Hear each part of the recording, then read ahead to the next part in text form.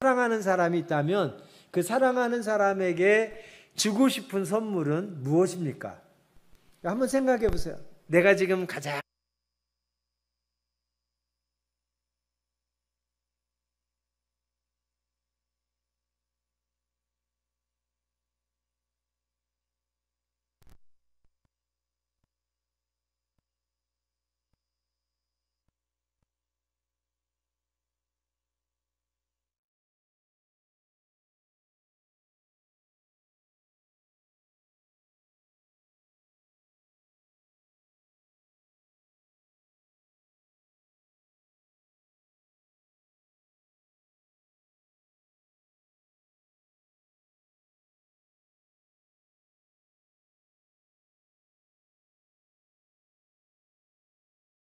여러분들도 아마 누구에겐가 선물을 받으면 너무나도 기쁘고 행복.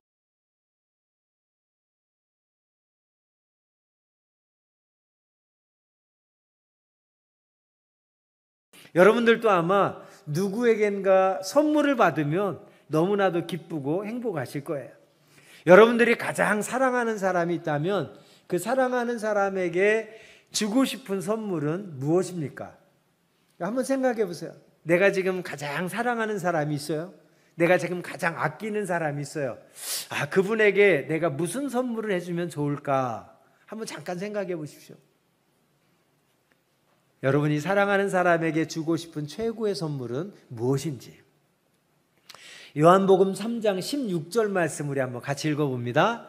하나님이 세상을 이처럼 사랑하사 독생자를 주셨으니 이는 그를 믿는 자마다 멸망하지 않고 영생을 얻게 하려 하심이라. 아멘. 자, 이 말씀을 자세히 보면 하나님께서는 우리들을 너무너무 사랑하셔서 최고의 선물을 주셨는데 그 최고의 선물이 무엇이냐면 바로 예수님이셨다라는 말씀이에요. 그런데 왜 하나님이 우리를 사랑하셔서 예수님이라고 하는 최고의 선물을 주셨느냐? 그 이유가 16절 하반절에 자세하게 설명하고 있습니다. 이는이 뭐예요? 하나님이 우리를 사랑하셔서 최고의 선물 예수님을 주신 이유는 바로 그를 믿는 자마다 멸망하지 않고 영생을 얻게 하려 하심이라. 아멘. 이 말이 무슨 말이냐면 모든 인간은 크고 작든 많은 죄를 지었습니다. 그래서 인간은 자신이 지은 죄로 인해서 하나님으로부터 심판받을 수밖에 없는 존재들이 되었습니다. 그런데 하나님께서 우리를 사랑하셔서 우리가 죄 때문에 멸망당하고 죄 때문에 심판받는 것을 하나님은 원하시지 않았다는 거예요. 그래서 우리를 사랑하셔서 우리의 죄 때문에 하나님의 심판을 받아 멸망당하는 것을 원하지 않으셔서 우리에게 최고의 선물을 주셨는데 그 최고의 선물이 바로 예수님입니다. 그래서 누구든지 예수님을 믿으면 그를 믿는 자마다 멸망하지 않고 영생을 얻게 하려 하심이라. 하나님이 우리를 너무너무 사랑하셔서 최고의 선물 예수님을 주심으로 누구든지 예수님을 믿기만 하면 우리의 죄 때문에 받을 심판, 우리의 죄 때문에 받게 될 멸망에 이르지 않고 영원한 생명을 이제 선물로 받을 것이라고 하는 축복의 말씀입니다. 우리가 예수님께서 우리의 최고의 선물이 되셨던 것처럼 우리가 그 예수님을 내가 가장 사랑하는 사람들에게 이번 50일 전도운동 기간을 통해서 여러분 선물할 수 있는 축복된 시간이 되기를 주님의 이름으로 축원드립니다. 어떤 전도사님이 중고등부 학생부를 맡아서 5년 정도를 사역을 했습니다. 그런데 5년 정도를 맡아서 사역하는데도 학생부 회원들이 한 5명 정도밖에 안 되는 거예요. 5년을 맡아서 전도사님이 아이들을 가리키는데 5년이 지나도 5명. 처음에 맡을 때도 5명, 5년이 지나도 5명. 졸업한 아이들이 있겠고 다시 들어온 아이도 있겠지만 5명에 계속 머물러 있는 거예요. 그래서 담임 목사님께서 하루는 그 전도사님을 불러서 얘기를 했다고 합니다. 전도사님이 중고등부 학생부를 맡아서 아이들을 지금 가르치는데도 5년이라는 시간이 지났는데 아직도 학생회가 부흥하지 않고 인원이 그대로인데 뭔가 좀 새롭게 뭔가 도전을 해봐야 되지 않겠습니까? 라고 질문했다고 합니다. 그러자 그 전도사님께서 하는 말이, 목사님, 저는 아이들 숫자에는 별로 관심이 없습니다. 아이들 한 사람 한 사람을 예수님의 제자로 양육하는 것에 저는 더 관심을 갖고 있습니다. 그래서 아이들 숫자 많이 끌어모으는 것보다 자기는 아이들 한 사람 한 사람을 잘 가르쳐서 정말 예수님의 제자 만드는 일에 힘쓰기 때문에 저는 아이들 숫자에는 별로 관심 안 갖고 있고 앞으로도 그럴 겁니다 라고 이야기를 하더랍니다. 그러자 목사님께서 전사님의 이야기를 듣고 그렇게 말씀하셨다고 합니다. 전사님, 너무나도 훌륭한 생각을 갖고 있습니다. 정말 그 생각에 저도 전적으로 동의합니다. 그러나 제 생각에 전사님이 정말 지난 5년 동안 아이들 한 사람 한 사람을 말씀으로 잘 양육해서 예수님의 참된 제자를 만들었다면 이 아이들은 열심히 전도해서 학생회가 지금보다는 더 크게 부흥했을 것 같습니다 라고 목사님께서 이야기했다는 것입니다. 무슨 말입니까?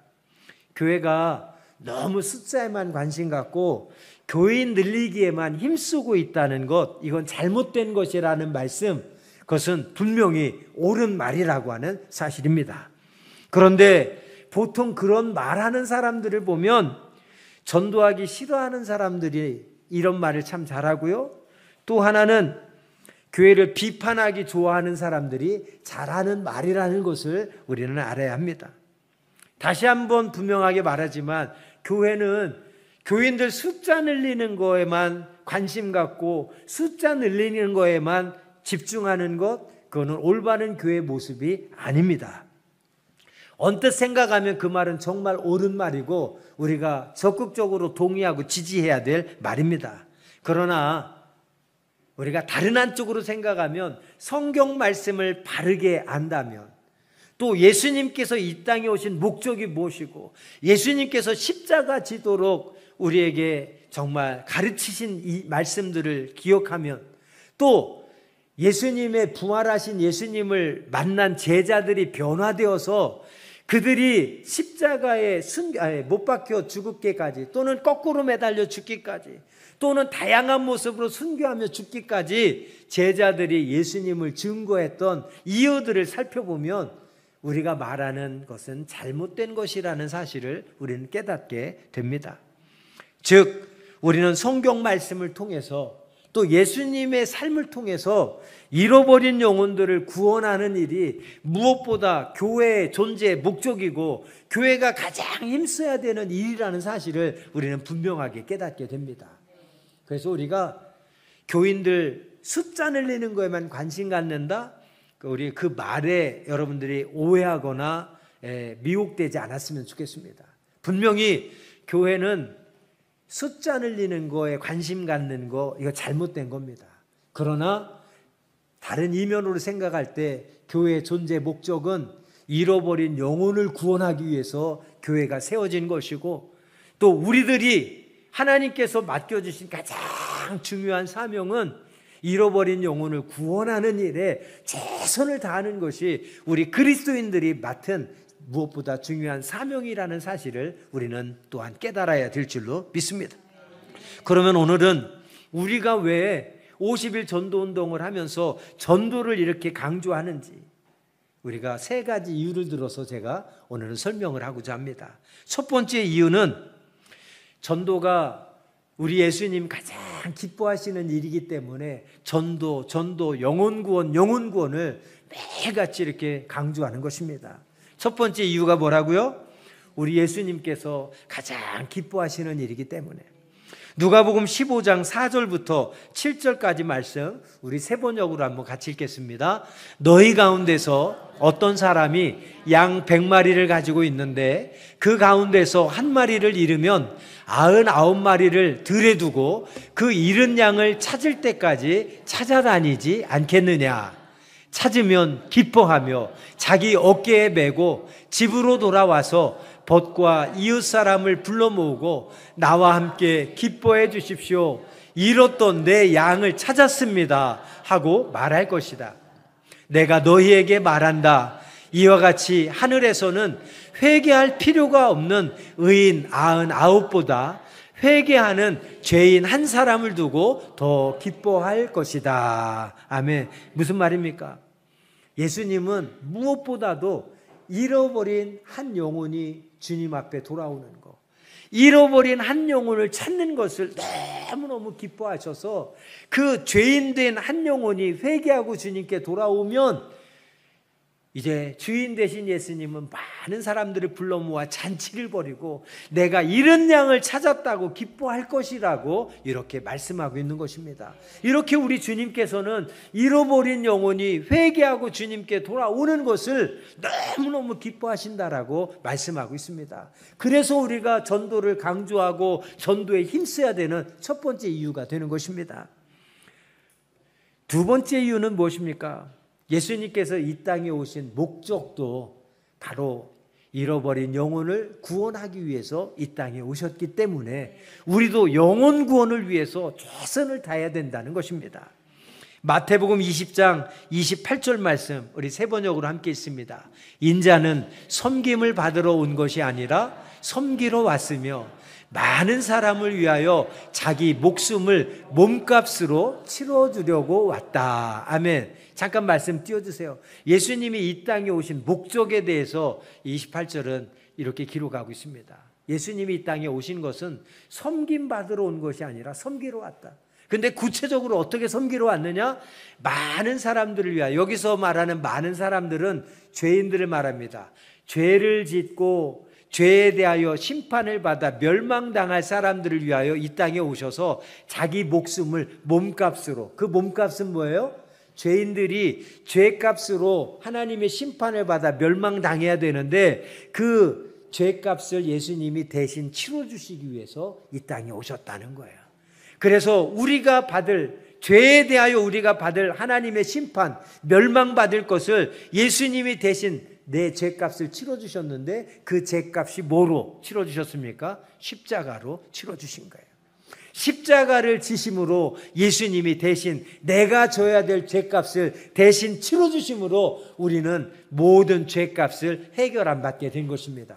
그러니 예수님이 이 땅에 오심으로 우리에게 최고의 선물이 되셨고 예수님이 십자가에 못 박혀 죽으심으로 내 죄값을 대신 치러주셔서 십자가가 내 삶의 가장 최고의 선물이 된 줄로 믿습니다. 그래서 우리는 그 십자가와 예수님을 내가 가장 사랑하는 사람들에게 최고의 선물로 전해줘야 될 사명이 우리에게 있는 거예요. 왜요? 내가 죄값을 해결했듯이 내가 가장 사랑하는 사람도 예수 믿지 않으면 죄값으로 심판받고 죄값으로 멸망받아 지옥불에 떨어질 수 있기 때문에 내가 그에게 예수님을 전해서 그로 말미암아 예수님을 믿고 그의 죄값이 해결될 수 있도록 내가 최고의 선물을 그들에게 줘야 될 그런 사랑, 그 책임이 우리에게 있기 때문에 전도, 구원을 강조하고 있는 것입니다. 우리가 이렇게 전도를 강조하는 이유가 뭐라고요? 영혼 구원을 부르짖고 영혼 구원이 필요해서 우리가 영혼 구원을 위해서 전도에 힘쓰자라고 계속 강조하는 이유가 뭐라고요? 단순히 교인들 숫자 늘리기 위해서 하는 것이 아니라 하나님이 나를 사랑하셔서 최고의 선물을 주셔서 내 죄값이 해결되고 구원받았던 것처럼 내가 가장 사랑하는 사람이 그 죄로 인해서 심판받고 멸망당하지 아니하도록 나도 그들에게 최고의 선물을 줘서 영원한 생명, 구원의 은혜를 받을 수 있도록 그들에게 최고의 선물을 주자는 것이 우리가 전도를 강조하고 영혼 구원을 강조하는 분명한 이유가 되는 줄로 믿습니다. 누가복음 19장 10절에도 예수님은 이렇게 말씀합니다. 함께 읽어봅니다. 인자가 온 것은 잃어버린 자를 찾아 구원하려 함이니라. 아멘. 예수님이 이 땅에 오신 목적이 뭐라고요? 잃어버린 자를 찾아 구원하기 위함이라. 왜 잃어버린 자를 찾아 구원하려고 한다고요? 우리를 너무 사랑하셔서 우리를 구원하지 않으면 죄값으로 멸망당할 수밖에 없기 때문에 잃어버린 자를 찾아 구원해야만이 죄값을 해결할 수 있고 멸망당하지 않고 구원을 받아 영원한 생명을 선물로 얻을 수 있기 때문에 예수님이 이 땅에 오셨다고 하는 겁니다. 그래서 우리가 그 아직 예수님을 믿지 않는 자들에게 힘써 전해야 될 두 번째 분명한 이유가 되는 것입니다. 우리 잘 아는 구세군의 창립자 윌리엄 부스도 내가 구원받은 것은 다른 사람을 구원하기 위함이다 라고 말씀합니다. 구세군에 처음 나오신 분들은 우리 유니폼이 좀 낯설 겁니다. 유니폼에 왜 S자를 불고 다니나? 어떤 분은 S자를 보고 그 슈퍼맨 약자 아닙니까? 이렇게 이야기하는 거 있어요. 그 얘기 듣고 까르르 웃었는데 한쪽으로 생각하니까 슈퍼맨의 의미도 있겠다. 슈퍼맨이 뭐예요? 세상을 구하는 사람이잖아요. 네, 우리 구세군이 세상을 구하는 사람들, 그리고 사람을 구원하는 사람들이 구세군 아닙니까? 이거 슈퍼맨 약자도 있겠다 그런 생각을 했습니다만 원래는 salvation, 영어로 구원이라고 하는 그 단어의 약자 이니셜을 따서 S라고 한 겁니다. 그래서 우리 윌리엄 부스가 이야기한 것을 이 두 개의 S자의 녹여소리 이렇게 설명하죠. 한쪽 S는 내가 구원받은 것은 다른 사람을 구원하기 위함이다. We are saved to save others. 내가 구원받은 것은 다른 사람을 구원하기 위함이다. 또 한쪽에서는 We are saved to serve others. 내가 구원받은 것은 다른 사람을 섬기기 위함이다. 우리 구세군의 창립자 윌리엄 부스가 한 아주 유명한 말이지 않습니까? 그래서 구원받은 사람은 두 가지를 힘써야 돼요. 뭐래? 다른 사람을 구원하기 위해서 힘써야 되고, 또 한쪽은 예수님의 사랑을 가지고 모든 사람을 섬기는 일에 힘써야 된다. 이게 크리스찬의 정체성, 두 가지의 사명임을 우리 구세군은 예스자를 통해서 너무나도 명확하게 알려주고 있는 것입니다. 여러분, 또한 신약의 가장 위대한 사도 바울, 그가 예수 믿기 전에는 어떤 사람이었습니까? 예수 믿는 자들을 핍박하던 자였어요. 예수 믿는 자들을 붙잡아다가 매질하고 예수 믿는 자들을 붙잡아 감옥에 가두는 일에 가장 앞장섰던 사람이 사도 바울입니다. 그런데 그 사도 바울이 어느 날 180도로 확 바뀌어가지고 예수 믿는 자를 핍박하던 자가 어떻게 변했어요? 예수님을 자랑하고 예수님을 증거하는 자로 바뀌었단 말이에요. 어떻게 일이 가능했습니까? 그날도 예수 믿는 자를 핍박하기 위해서 다마스쿠스라고 하는 곳으로 내려가고 있었습니다. 그런데 다마스쿠스로 내려가는 도중에 부활하신 예수님의 음성을 듣게 되죠. 그리고 그 부활하신 예수님의 음성을 듣고 3일 동안 눈이 멀게 되었어요. 앞을 못 보게 되었어요. 그러면서 사도 바울은 세상에서 가장 자랑할 것이 많은 엘리트 중에 엘리트여서 내가 계획한 것은, 내가 작정한 것은 무엇이든지 다 할 수 있다라는 아주 자신만만한 사람이었는데 3일 동안 앞을 못 보게 되니까 나는 아무것도 아니구나, 내 힘과 내 능력으로 할 수 있는 것은 아무것도 없구나를 3일 동안 철저하게 깨달은 거예요. 앞을 못 보게 되니까 모든 것이 이게 하나님의 은혜였구나라는 사실을 깨닫게 된 거예요. 자기가 잘난 줄 알았는데, 자기가 똑똑한 줄 알았는데, 자기가 능력 있는 줄 알았는데 하나님께서 앞을 못 보게 3일 동안 딱 눈을 가리우니까 이게 눈이 멀고 나니까 모든 게 갑갑하고 자기가 할 수 있는 게 아무것도 없는 거예요. 그제서야 비로소 자기는 특별한 존재로 생각했다가 예수님을 만나고 예수님께서 그가 앞을 못 보도록 3일 동안 하니까 이게 나는 아무것도 아니구나, 지금까지 내가 살았던 모든 것은 이게 하나님의 은혜였구나를 비로소 깨닫고 그제서야 내가 지금까지 자랑했던 것들은 다 배설물로 여긴다고 하면서 나는 이제부터 십자가와 예수님만 자랑해야겠다고 고백합니다. 그러면서 그가 고백한 것, 우리가 유명한 갈라디아서 2장 20절 말씀 우리 잘 알죠? 한번 같이 읽어볼까요? 내가 그리스도와 함께 십자가에 못 박혔나니 그런즉 이제는 내가 사는 것이 아니요 오직 내 안에 그리스도께서 사시는 것이라. 이제 내가 육체 가운데 사는 것은 나를 사랑하사 나를 위하여 자기 자신을 버리신 하나님의 아들을 믿는 믿음 안에서 사는 것이라. 아멘. 지금까지 사도 바울은 자기 자신을 위해서 살았어요. 그리고 예수 믿는 것이 헛된 것이라고 생각했어요. 미련한 것이라고, 어리석은 것이라고 생각했어요. 그래서 예수 믿는 자들을 핍박하는 일에 누구보다 앞장섰던 자였는데 그가 예수님의 음성을 듣고 예수님을 통해서 정말 깨닫게 되어, 그러니까 진리의 말씀을 깨닫고 나니까 나는 아무것도 아니었구나, 그리고 지금까지 살아온 모든 것이 하나님의 은혜였구나를 깨달으면서 이제부터는 내가 사는 게 아니라 나는 죽었고 이제부터는 내 안에 계신 그리스도께서 사신다라고 하면서 이제 오직 믿음으로 살 것을 사도 바울이 고백하고 있습니다. 갈라디아서 6장 14절에서는 또 이렇게 고백합니다. 함께 읽어봅니다. 그러나 내게는 우리 주 예수 그리스도의 십자가 외에 결코 자랑할 것이 없으니 그리스도로 말미암아 세상이 나를 대하여 십자가에 못 박히고 내가 또한 세상을 대하여 그러하니라. 아멘. 지금까지는 자기 자랑할 게 너무 많았어요. 자기가 똑똑하다고 능력 있다고 자기는 자랑할 게 세상적으로 너무 많다고 생각했는데 하나님의 은혜를 깨닫고 나니까 3일 동안 눈을 이제 멀어서 앞을 못 보게 되니까 뭐라고요?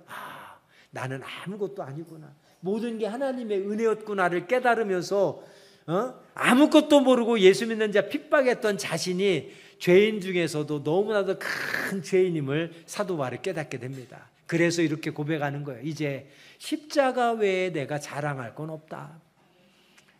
내가 십자가에 못 박히고 세상에 대해서 그러하다라고 고백하고 있는 것입니다. 여러분, 이렇게 사도 바울은 정말 자신이 아무것도 아님을 깨닫고 이제 예수님만 자랑하고 예수님만 증거하겠다고 결심하면서 그가 죽음의 그 마지막 순간까지 예수님만 평생 자랑하고 예수님만 증거하는 일에 최선을 다하지 않습니까? 그러고 나서 그가 남긴 이제 말씀이 디모데후서 4장 2절 말씀이 있습니다. 한번 따라합시다. 같이 있습니다. 시작. 너는 말씀을 전파하라. 때를 얻든지 못 얻든지 항상 힘쓰라. 범사에 오래 참음과 가르침으로 경책하며 경계하며 권하라. 아멘. 함께 따라합시다. 너는 말씀을 전파하라. 때를 얻든지 못 얻든지 항상 힘쓰라. 할렐루야. 우리가 전도를 강조하고 영혼 구원을 강조하고 전도에 힘쓰자고 교회에서 맨날 부르짖고 해마다 50일 전도하는 목적이 무엇입니까? 이유가 무엇입니까? 단순히 교인들 숫자 늘리기 위해서 하는 게 아니에요. 오해하지 마십시오. 우리 예수님의 그 가르침에 순종한 사도 바울이 그 예수님의 은혜를 깨닫고 나서 정말 중요한 것이 그리스도인으로서 무엇인지를 이 디모데후서 4장 2절 말씀에 강조하고 있는 것이 아닙니까? 너는 말씀을 전파하라. 때를 얻든지 못 얻든지 항상 힘쓰라. 그래서 우리가 때를 얻든지 못 얻든지 전도에 힘쓰자고 하는 거고 항상 우리가 기회 될 때마다 전도에 힘쓰자고 강조하는 것입니다. 구세군의 창립자 윌리엄 부스가 회심한 후에도 열심히 사도 바울처럼 전도했습니다. 그러다가 전도를 얼마나 열심히 했는지 마침내 병을 얻게 됐습니다. 병원에 가서 검사를 했는데 의사로부터 중병이라는 판명을 받게 되죠. 그래서 의사가 윌리엄 부스에게 심각하게 충고합니다. 이런 몸으로 당신이 전도 생활을 계속하게 된다면 앞으로 1년도 살지 못하고 죽게 될 것입니다. 사형 선고를 의사로부터 받게 됩니다. 지금처럼 전도 생활을 열심히 계속한다면 1년도 채 못 살 것입니다. 의사의 말을 듣고 윌리엄 부스는 깊이 생각을 했습니다. 내가 어떻게 하면 좋을까? 그러다가 윌리엄 부스가 결심을 합니다. 무슨 결심을 하냐? 함께 따라합시다. 죽으면 죽으리라. 한 번 더. 죽으면 죽으리라. 윌리엄 부스는 의사의 충고를 듣고 심각하게 고민하다가 최종적으로 결심을 하는데 그 결심이 뭐냐? 내가 죽으면 죽으리라. 죽으면 죽으리라. 그러나 죽는 마지막 순간까지도 나는 복음을 전하는 일에 최선을 다하겠다라고 하면서 죽으면 죽으리라는 마음을 가지고 계속해서 전도에 힘썼습니다. 그러자 의사의 말대로 1년이 지나자 윌리엄 부스가 죽었습니까? 윌리엄 부스는 죽지 않았습니다. 윌리엄 부스가 젊은 시절에 의사의 그런 판명을 받았지만 윌리엄 부스는 84세까지 살다가 하나님의 부르심을 받았습니다. 그리고 84세까지 살았던 윌리엄 부스가 이런 고백을 남겼습니다. 윌리엄 부스가 죽기 직전에 남긴 말 가운데 이런 고백을 했습니다. 내가 젊었을 때 의사가 나를 버렸습니다. 그래서 나도 의사를 버렸습니다. 대신 나는 하나님만을 의지했습니다. 그 하나님이 지금까지 지켜주셨습니다. 윌리엄 부스의 고백입니다. 젊었을 때 의사가 나를 버렸다고. 그래서 나도 의사를 버리고 하나님만 의지했더니 1년밖에 못 산다고 하는데 84세까지 살게 해주셨다. 우리의 생명의 주관자는 하나님이신 줄 믿습니다. 우리의 건강의 주관자도 하나님이신 줄 믿습니다. 내가 건강하기 위해서 열심히 운동을 하고 건강 보조식품 많이 먹는다고 오래 삽니까? 건강합니까? 아니에요. 건강도 생명도 하나님이 지켜주셔야만 우리는 건강할 수 있고 이렇게 하루하루 살아갈 수 있는 거예요. 우리가 아무리 돈 쓰고 노력해도 너 여기까지만 하면 우리 하나님께 돌아갈 수밖에 없어요. 그렇게 건강하던 사람이 뜻하지 않은 교통사고로 하루아침에 장애를 입는 경우 우리 주변에서 얼마든지 보지 않습니까? 우리 주변에 있는 장애인들 여러분 정말 더 사랑하고 우리 존중해 드려야 돼요. 왜? 내 몸이 사지가 멀쩡하다고 내 영원토록 사지가 멀쩡할 수 있다는 보장이 없는 거예요. 하나님이 지켜주셔야, 하나님이 허락해 주셔야 우리 하루하루의 생명도 건강도 이게 보장될 수 있는 겁니다. 윌리엄 부스가 죽음을 앞두고 있을 때 자녀 중에 하나가 아버지 윌리엄 부스에게 찾아와서 이렇게 얘기했다고 합니다. 아버지 힘드시겠지만 여기 서류에다 서명을 좀 해 주십시오. 그러면 아버지가 돌아가신 후에 재산 정리하는데 도움이 되겠습니다 라고 이야기를 했답니다. 그러자 부스가 조용히 고개를 끄덕이더니 자기 앞에 펼쳐진 서류에 가까스로 이제 서명을 했다고 합니다. 그 서명을 하고 서류에 그 서류 봉투는 봉해졌고 그리고 이제 보관이 되었다가 나중에 윌리엄 부스가 죽은 후에 가족들이 그 서류를 꺼내다가 서류를 딱 열어봤다고 합니다. 그러자 가족들이 서류를 열고 아버지가 서명한 서류를 읽고는 깜짝 놀랐다고 합니다. 왜냐하면 아버지가 남긴 마지막 서류에는 아버지 윌리엄 부스의 이름 서명이 없고 아버지 윌리엄 부스의 이름 대신에 예수님의 이름이 적혀 있었다고 하는 것입니다. 무슨 말입니까? 윌리엄 부스가 가족들에게 마지막까지 남기고 싶었던 이름은 바로 예수님이었습니다. 윌리엄 부스가 세상을 떠나는 마지막 순간까지 꽉 붙들고 있던 이름은 바로 예수 그리스도였습니다. 그의 자녀들이 평생 꼭 붙들고 살아가기를 간절히 소원했던 그 이름은 바로 예수 그리스도였습니다. 창립자 윌리엄 부스가 가족들에게 남길 수 있었던 최고의 선물이자 최고의 유산은 그가 남긴 재산 정리하는 것이 아니라 바로 가족들에게 남긴 최고의 선물이자 최고의 유산은 바로 예수 그리스도의 이름이었다고 하는 것입니다. 그러므로 우리들도 내가 가장 사랑하는 사람들에게 그 어떤 것보다 예수 그리스도를 선물해 줄 수 있는 그런 축복의 자녀, 믿음의 자녀들이 다 되시기를 주님의 이름으로 부탁드립니다. 우리가 마지막으로 전도를 강조하고 전도에 힘쓰자고 하는 마지막 이유, 세 번째 이유는 무엇입니까?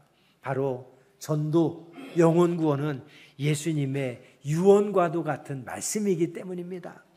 오늘 본문 말씀은 사도행전 1장 8절 본문 말씀은 예수님께서 부활하신 후에 하늘로 승천하시면서 우리에게 남겨주신 마지막 유언과도 같은 말씀입니다. 우리들이 잘 아는 대로 예수님의 제자들은 어떤 자들이었습니까? 매일같이 예수님과 동행하던 자들이었습니다. 그래서 예수님께서 말씀해 주시는 그 가르침들을 매일같이 예수님 옆에서 직접 들었던 자들이 예수님의 제자들입니다.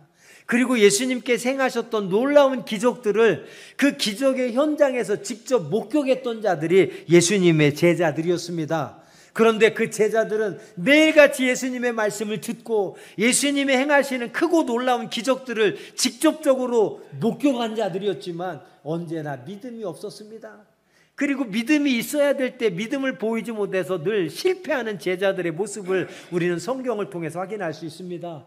그래서 예수님은 제자들을 향해서 믿음이 적은 자들이요, 믿음이 연약한 자들이요, 내가 어느 때까지 너희와 함께해야 되겠고 내가 언제까지 너에게 말씀을 가르쳐야 너희들이 깨달을 수 있겠느냐는 식으로 예수님은 복음서에서 반복적으로 제자들에게 말씀을 하십니다.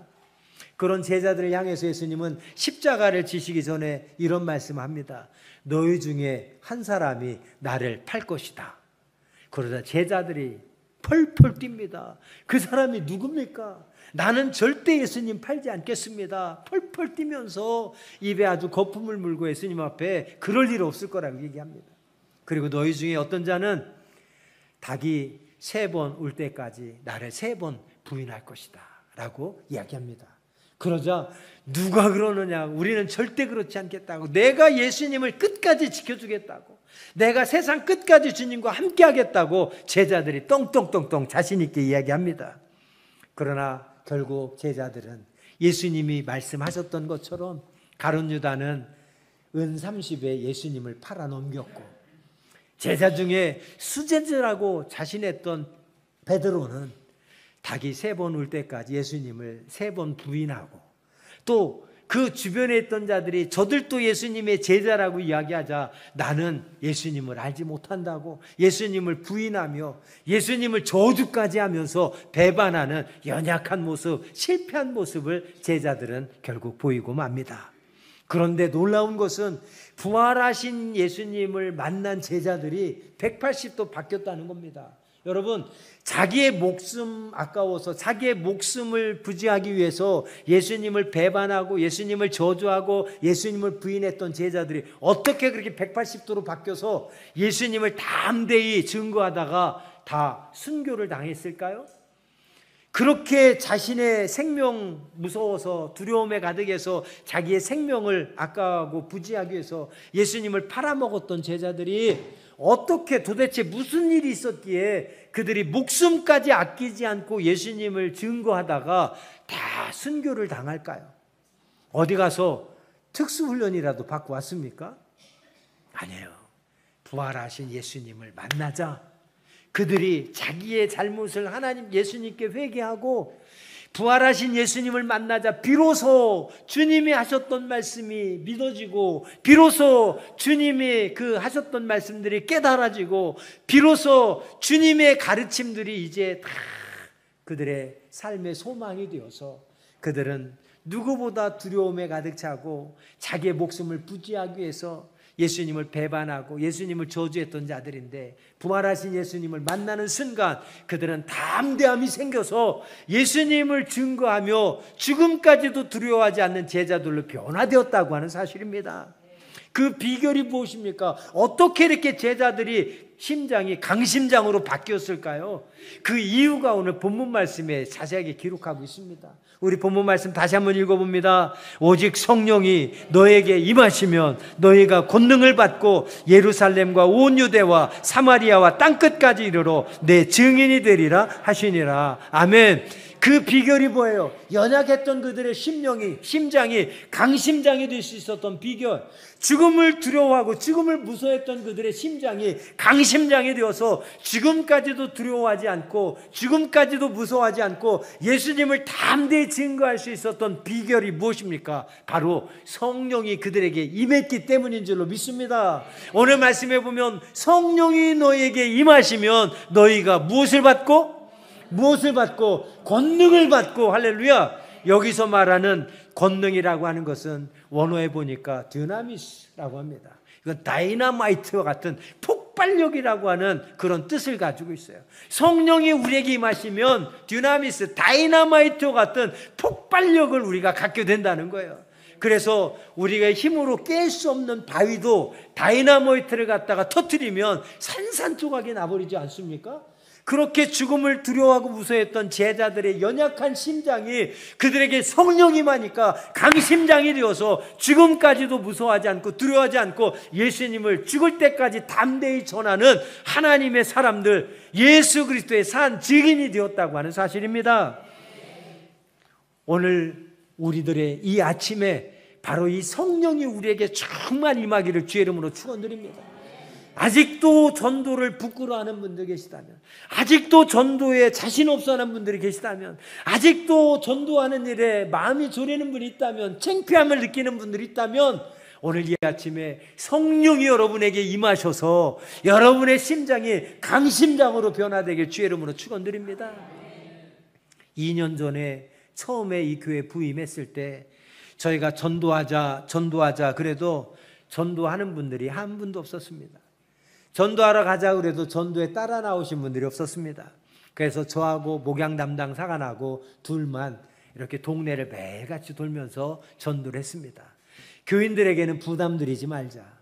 2년 전만 해도 예배에 나오는 숫자도 적었습니다만 여러분, 연세 드신 분들도 많고 연세 든 분들은 다 여기저기 아프시고 젊은 분들이 몇 분 계셨지만 직장 생활로 다 바쁘시고 그나마 전도할 수 있을 분 같으면 아이고 나는 전도 못한다고 또 뒤로 빼셔서, 그래서 목양 담당사관하고 저하고 작정한 것이 교인들에게 전도에 대한 부담 1도 드리지 말자. 그냥 우리가 하자.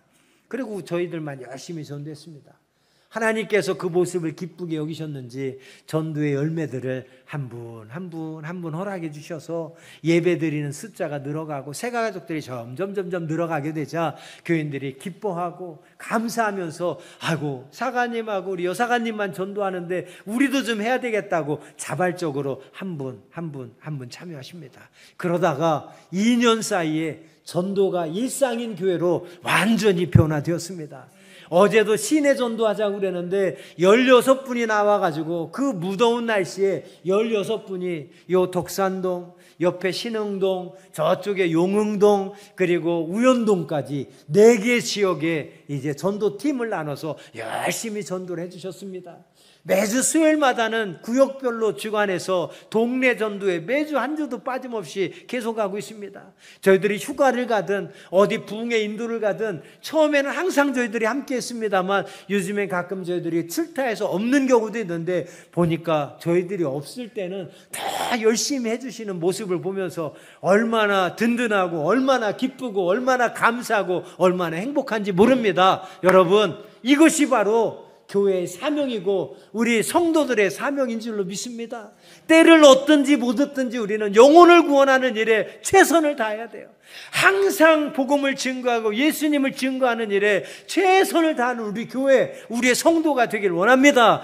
그렇게 할 수 있는 비결은 무엇입니까? 내 힘과 내 능력과 내 의지만으로는 부족합니다. 자신 없습니다. 연약합니다. 두렵습니다. 그러나 성령이 너에게 임하시면 너희가 권능을 받고 예루살렘과 온 유대와 사마리아와 땅끝까지로 내 증인이 될 수 있다고 오늘 예수님은 우리에게 말씀해 주고 있습니다. 오늘 이 말씀을 우리 가슴에 새기고 아직도 연약한 나, 아직도 두려운 나, 아직도 실패하는 나, 아직도 자신 없는 나에게 성령님 이 시간 내게 임하여 주시옵소서. 성령의 충만함을 허락해 주셔서 내가 강심장을 가지고 예수의 심장을 가지고 하나님 부르시는 마지막 순간까지 내게 최고의 선물이 되어주신 예수 그리스도, 내게 최고의 선물이 되어주신 십자가만을 자랑하고 증거하며 내가 가장 사랑하는 사람들이 그 죄값으로 멸망당하지 아니하고 구원함으로도 영원한 생명을 얻을 수 있도록 나도 그들에게 최고의 선물을 선물하겠습니다 라고 하는 결단이 오늘 이 아침에 저와 여러분에게 있어지기를 주의 이름으로 축원드립니다.